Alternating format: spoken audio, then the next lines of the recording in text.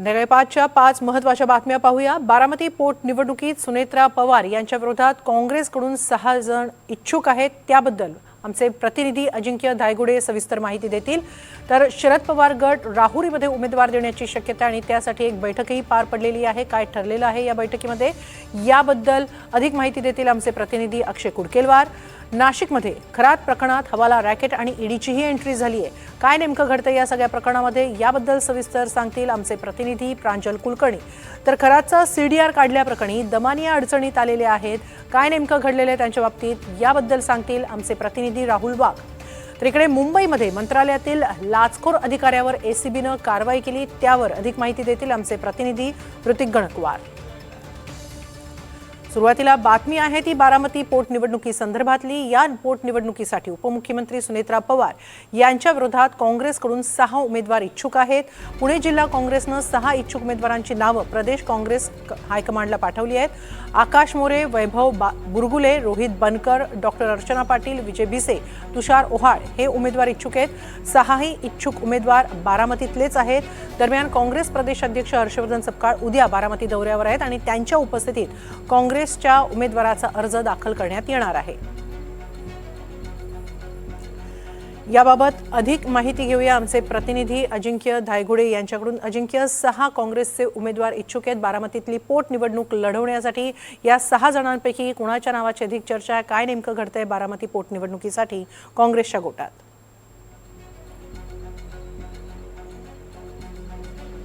अगदी बरोबर आहे। अगदी काही वेळापूर्वीच काँग्रेसच्या गोटातून सर्वात मोठी माहिती जी आहे ती आपल्या समोर येत आहे। उद्या हर्षवर्धन सपकाळ जे आहेत ते बारामती दौऱ्यावर आहेत आणि बारामतीत जो काँग्रेसच्या उमेदवाराचा अर्ज दाखल केला जाईल त्यावेळी हर्षवर्धन सपकाळ जे आहेत ते त्या ठिकाणी उपस्थित असतील। एका बाजूला बारामतीची जी विधानसभेची पोटनिवडणूक आहे ती बिनविरोध करावी किंवा बिनविरोध व्हावी यासाठी राष्ट्रवादीच्या बड्या नेत्यांचे प्रयत्न सुरू आहेत। अगदी दिल्लीतल्या नेत्यांना देखील राष्ट्रवादीतील बड्या नेत्यांनी संपर्क केल्याची माहिती आहे। मात्र आता काँग्रेस ही निवडणूक लढण्यावर ठाम आहे। खरं तर ही जी जागा आहे बारामती लोकसभा असेल किंवा बारामती विधानसभा असेल ही जागा राष्ट्रवादी शरदचंद्र पवार गटाची ही जागा आहे। मात्र राष्ट्रवादी शरदचंद्र पवार गट या जागेवर उमेदवार देणार नाही हे कळल्यानंतर आता काँग्रेसने जे आहे ते या ठिकाणी उमेदवार देण्याचं अद्याप जाहीर केलेलं नाहीये, मात्र तयारी सुरू केलेली आहे आणि ती तयारी आपल्या समोर देखील दिसत आहे।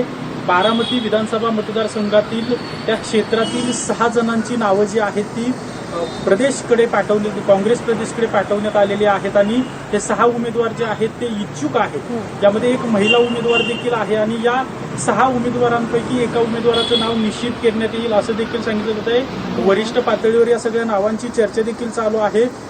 जिल्हा काँग्रेसनं या 6ही उमेदवारांची कुंडली जी आहे ती प्रदेश काँग्रेसकडे पाठवलेली आहे। आज संध्याकाळपर्यंत हे नाव निश्चित देखील होऊ शकतं असं देखील सांगितलं जाते। त्यामुळे कुठेतरी बिनविरोध ही निवडणूक होणार का असा प्रश्न उपस्थित होता। आता ही निवडणूक बिनविरोध होणार नाही असं सध्या तरी समजतंय। खरं तर अद्याप देखील राष्ट्रवादीच्या बड्या नेत्यांचे प्रयत्न सुरू आहेत की काँग्रेसला कुठेतरी विनंती करून उमेदवार न द्यावा अशी विनंती केली जाते। मात्र सध्या काँग्रेस ऐकण्याच्या मनस्थितीत नसल्याचं सत्य दिसते आणि ही निवडणूक जी आहे ती काँग्रेस लढवणार आहे असं देखील सांगितलं जाते। अगदी हर्षवर्धन सपकाळ यांच्याशी आपलं बोलणं देखील झालेलं आहे। त्यांनी एनडीटीव्हीला अशी माहिती दिलेली आहे की ही निवडणूक सुनेत्रा पवारांची निवडणूक जरी असली तरी आमचा विरोध जो आहे तो सुनेत्रा पवार यांना विरोध नाहीये, तर आमचा विरोध महायुतीला आहे आणि महायुतीच्या विरोधात आम्ही निवडणूक लढवणार आहोत असं हर्षवर्धन सपकाळ म्हणतायत। तर इतर जे महाविकास आघाडीतील पक्ष आहे, मग राष्ट्रवादीची शरद पवारांची असेल किंवा शिवसेना उद्धव बाळासाहेब ठाकरे पक्ष असेल यांची देखील भूमिका अद्याप स्पष्ट झालेली नाहीये। कारण की काँग्रेस उमेदवार द्यायचं म्हणतंय, इतर 2 पक्षांचं काय? इतर 2 पक्ष यामध्ये सहभागी होणार का? कारण की सुनेत्रा पवारांनी उद्धव ठाकरे यांना देखील फोन केला होता आणि या संदर्भात त्यांचं बोलणं देखील झालेलं आहे। त्यामुळे सध्या महाविकास आघाडीत नेमकं चाललंय काय असा देखील प्रश्न उपस्थित होतो। कारण की एका बाजूला काँग्रेस निवडणूक लढवण्यासाठी तयारी करते, काँग्रेस निवडणूक लढवण्यावर ठाम आहे, तर दुसऱ्या बाजूला इतर 2 पक्षांचं नेमकं काय भूमिका आहे हे समोर आलेलं नाहीये। खरं तर जे 6 उमेदवार आहेत त्यांची नावं देखील समोर आलेली आहेत। आकाश मोरे, वैभव बुरगुले, रोहित बनकर, डॉक्टर अर्चना पाटील, विजय बिसे, तुषार ओहाळ हे असे 6 उमेदवार आहेत। या 6 उमेदवारांची यादी जिल्हा काँग्रेसनं प्रदेशकडे पाठवलेली आहे आणि प्रदेशकडून यातील एका उमेदवाराला उमेदवारी दिली जाईल असं देखील सांगितलं जात आहे। खरं तर हर्षवर्धन पाटील उद्या बारामतीला जात आहेत, याचाच अर्थ ते उमेदवारी अर्ज दाखल करण्यासाठीच जात आहेत, कारण की उद्या ते लवकर बारामतीत पोहोचतायत असं देखील समजतंय। त्यामुळे ही जी निवडणूक आहे ती बिनविरोध सध्या होण्याच्या परिस्थितीत नाहीये। चित्र सध्या वेगळं आहे आणि काँग्रेस विरुद्ध राष्ट्रवादी अशी लढाई होईल का असा देखील प्रश्न आता उपस्थित होतो, कारण की काँग्रेस कोणत्याही परिस्थितीत या ठिकाणी बिनविरोध ही निवडणूक होऊ देण्याच्या मानसिकतेत नाही असं सध्या दिसतंय। त्यामुळे पाहावं लागेल की नेमकं उद्या काय होते, कारण की उद्या सुनेत्रा पवार ज्या आहेत त्या देखील आपला उमेदवारी अर्ज दाखल करणार आहेत। सुनेत्रा पवारांचा अर्ज दाखल करण्यासाठी राष्ट्रवादीतील बडे नेते आणि माहितीतील बडे नेते देखील उपस्थित असणार आहेत। तर काँग्रेसच्या उमेदवाराचा अर्ज दाखल करण्यासाठी स्वतः हर्षवर्धन सपकाळ बारामतीत येतात। त्यामुळे उद्याचा दिवस बारामतीकरांसाठी आणि बारामतीच्या राजकारणासाठी महत्त्वाचा असणार आहे। बारामतीची पोटनिवडणूक बिनविरोध होणार की नाही हे कदाचित उद्या ठरू शकतं।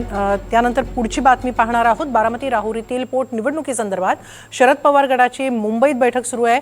शशिकांत शिंदे, जयंत पाटील, जितेंद्र आव्हाड बैठकीसाठी पोहोचले। थोड्याच वेळात सुप्रिया सुळे देखील या बैठकीला पोहोचणार आहेत। बारामती पोटनिवडणुकीत शरद पवार गट उमेदवार देणार नाही, मात्र राहुरीमध्ये उमेदवार दिला जाऊ शकतो आणि त्यावर चर्चा होणार आहे आणि आजच उमेदवार निश्चित होण्याची देखील शक्यता आहे। प्राजक्त तनपुरे हे राहुरीमधून लढण्यासाठी इच्छुक आहेत, त्यामुळे आता उमेदवारीची माळ कुणाच्या गळ्यात पडणार हे पाहावं लागणार आहे। याबाबत अधिक माहिती घेऊया आमचे प्रतिनिधी अक्षय कुडकेलवार यांच्याकडून। अक्षय, राहुरी पोटनिवडणूक लढण्याबाबत चर्चा होणार आहे आजच्या बैठकीमध्ये, काय नेमका राष्ट्रवादी अजित पवार गटात शरद पवार गटातला हा सूर आहे?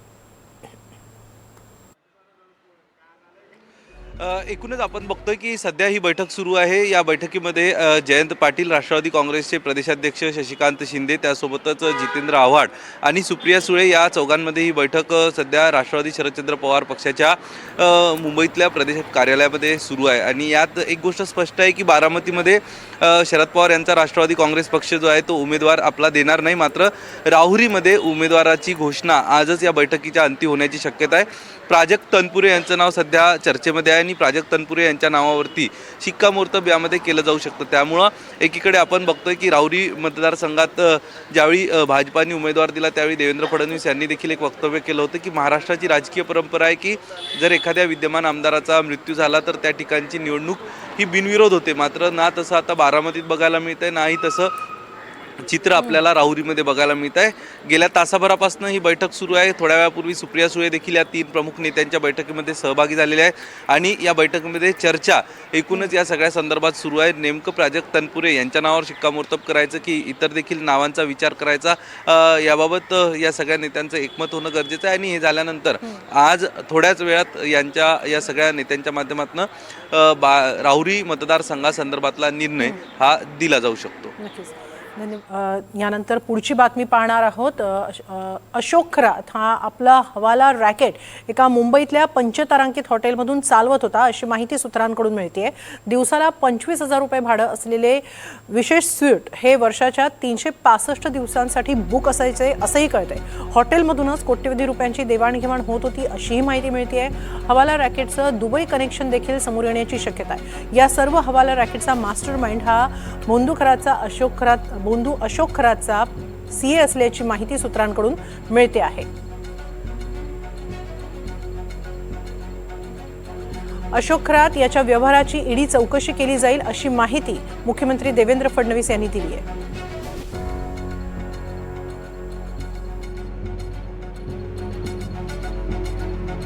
निश्चितपणे साधू संतांनी एकतर ज्या प्रकारची कारवाई महाराष्ट्र सरकारने गोंधूबाबांवर केली त्याचं सगळ्यांनी अभिनंदन केलेलं आहे। त्याकरता त्यांनी महाराष्ट्र सरकारचं स्वागत देखील केलेलं आहे आणि अपेक्षा व्यक्त केलेली आहे की जे लोक या ठिकाणी आस्थेचा गैरवापर करून आणि या संपूर्ण संत संप्रदायाला, सनातन विचाराला कलंकित करण्याचं काम करतात त्या सर्वांवर कारवाई झाली पाहिजे, तर निश्चित तशी कारवाई आम्ही करू। याच संदर्भात सविस्तर माहिती घेऊया आमचे प्रतिनिधी प्रांजल कुलकर्णी यांच्याकडून. प्रांजल, अशोक खरात प्रकरणामध्ये रोज नवनवे खुलासे होत आहेत. आता हवाला रॅकेट आणि त्यातच आता मुख्यमंत्र्यांनी खुद्द ईडी चौकशी होईल असंही सांगितलेलं आहे. कोणत्या दिशेनं जात हे सगळं प्रकरण?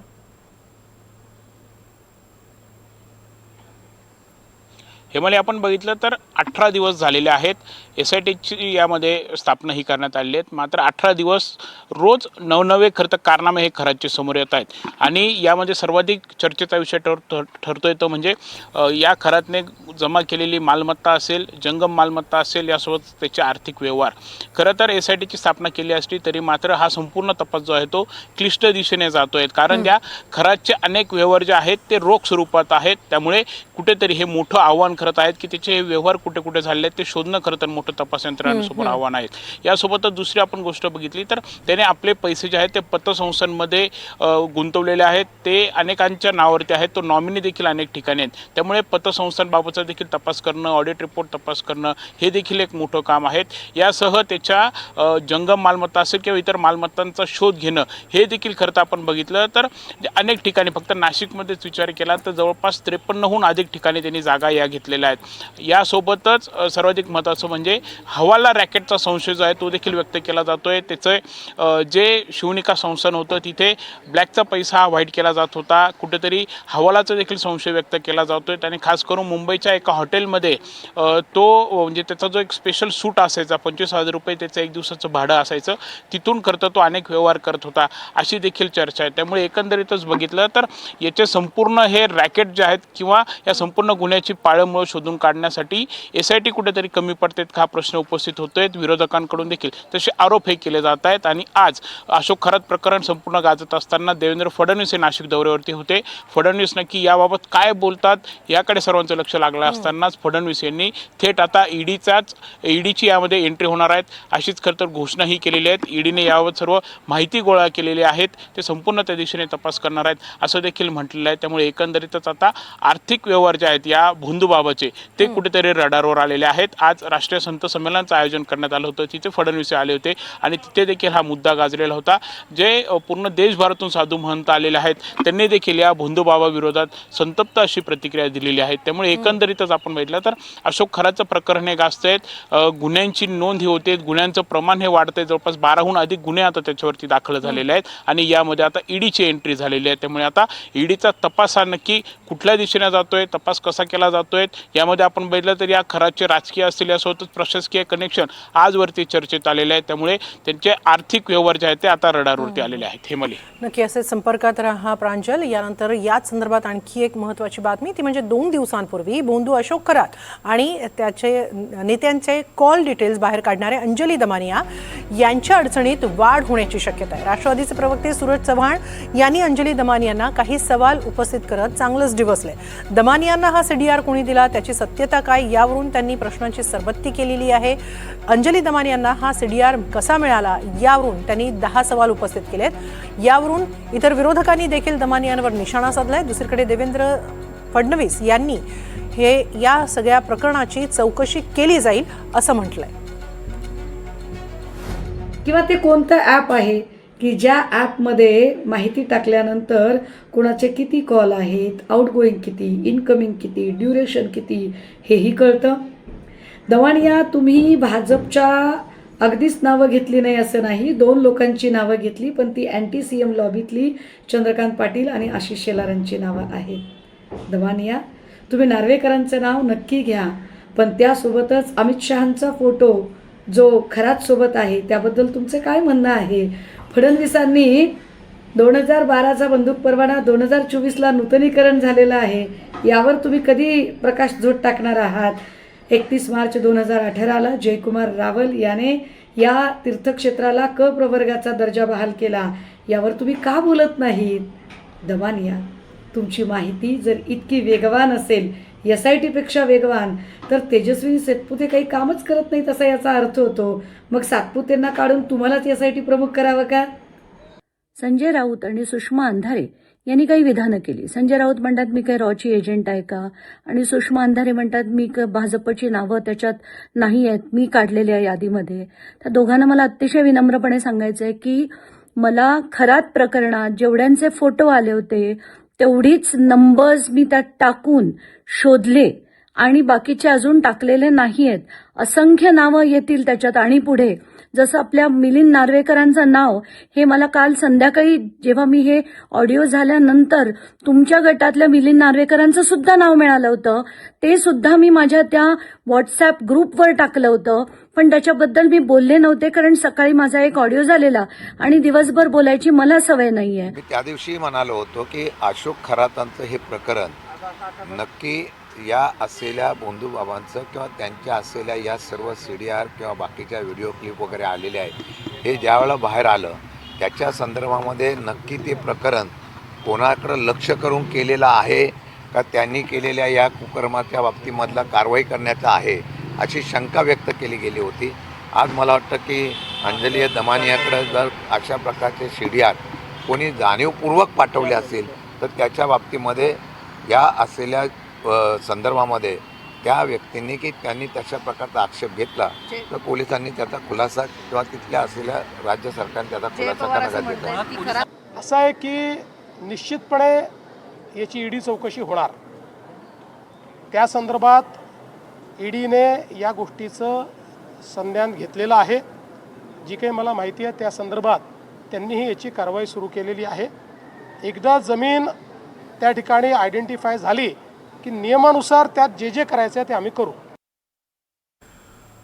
या संदर्भात अधिक माहिती घेऊया आमचे प्रतिनिधी राहुल वाघ यांच्याकडून. राहुल, नेत्यांना अडचणीत आणताना खुद्द दमानियाच या CDR वरून किंवा हा CDR सार्वजनिक केल्यामुळे अडचणीत आलेल्या आहेत आणि त्यात खुद्द मुख्यमंत्र्यांनी सुद्धा आता चौकशी होईल असं सांगितलेलं आहे. काय घडतंय या सगळ्या प्रकरणामध्ये?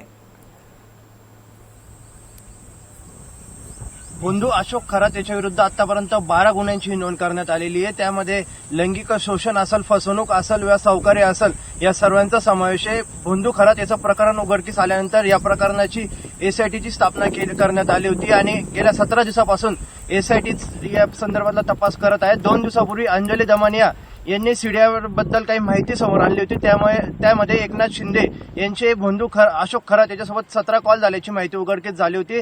तर रुपाली चाकणकर यांचे तब्बल 33,000 मिनिटं म्हणजे 177 कॉल केल्याची आणि आल्याची माहिती समोर आली होती. यानंतर सर्व विरोधकांकडून अंजली दमानिया यांच्यावर जोरदार टीका करण्यात आली होती. तर शिंदे गटाच्या नेत्यांनी अंजली दमानिया यांची चौकशी करून त्यांना अटक केली पाहिजे. खरं तर नियमानुसार CDR हा कोणालाही देता येत नाही. अंजली दमानिया यांना CDR कोणी पाठवला या संदर्भातली सखोल चौकशी करण्यात यावी. तसंच मुख्यमंत्री देवेंद्र फडणवीस आज नाशिक दौऱ्यावर होते. त्यावेळेस त्यांनी माध्यमांशी बोलताना सांगितले की अंजली दमानिया यांना CDR कोणी दिला या संपूर्ण प्रकरणाची चौकशी केली जाईल. तसंच विरोधकांकडून देखील अंजली दमानिया यांना कुठेतरी आता घेरण्याचा प्रयत्न केला जातोय. खरं तर अंजली दमानिया यांनी या संपूर्ण प्रकरणात कोणी कोणी कॉल केले होते या संपूर्णचा डाटा हा 2 दिवसापूर्वी माध्यमांसमोर आणला होता आणि त्यामधून अनेक गौप्यस्फोट करण्यात आले होते. आता एकंदरीतच आपण जर सर्व ठिकाणून बघितलं तर अंजली दमानियाच कुठेतरी अडचणीत येण्याची शक्यताही वाढलेली दिसून येते. नक्कीच असे संपर्कात रहा. यानंतर पुढची महत्त्वाची बातमी पाहणार आहोत ती मुंबईतून. मंत्रालयातील अधिकाऱ्याला लाच घेताना अटक करण्यात आली. खारघर परिसरात सापळा रचून एसीबीने ही कारवाई केली. वित्त विभागातील अधिकारी विलास लाड यांना या प्रकरणात अटक करण्यात आलेली आहे. निधी मंजूर करण्यासाठी 6 लाखांची लाच घेताना ही कारवाई करण्यात आली. मंत्रालयातल्या कामासाठी लाच घेण्याचा प्रयत्न केल्याचं हे गेल्या काही दिवसातलं दुसरं मोठं प्रकरण आहे. याबाबत अधिक माहिती घेऊया आमचे प्रतिनिधी ऋतिक गणकवार यांच्याकडून. ऋतिक, मंत्रालयामध्ये गेल्या काही दिवसांमध्ये लाच घेताना पकडलं जाणं किंवा लाचखोरीचं हे आणखी एक प्रकरण समोर आलेलं आहे. काय नेमकी अधिक माहिती आहे? नक्कीच आपण बघतोय की मागच्या 2-3 महिन्यांमधलं हे दुसरं प्रकरण आहे आणि यामुळेच आता मंत्रालयापर्यंत देखील ही लाचखोरीची कीड जी आहे ती किती असल्याचं आपल्याला यावरून स्पष्ट होत आहे.